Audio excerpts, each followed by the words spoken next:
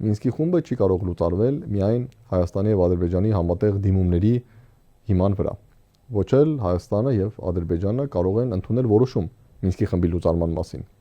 Հայաստանը եւ Ադրբեջանը կարող են ընդհանրապես դիմել ԵՀԿ, առաջարկելով այս հարցը քննարկել,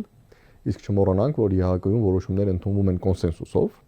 հետեւաբար ցանկացած պետություն կարող է վետո դնել այդ որոշման վրա։ Հիմա ես չեմ ցանկանում քննարկել, թե որ պետությունը կարող է վետո դնել կամ կարող է եւ վետո չդնել, բայց ուզում եմ ասել, որ ինքնին այս պահանջը այնպեսին է, որ ամբողջովին Հայաստանից կախված չէ։ Այսինքն Հայաստանին ներկայացվում է մի պահանջ պայմանագիրը ստորագրելու հարցում, որը միայն Հայաստանից կախված չէ։ Լավ, ընդունենք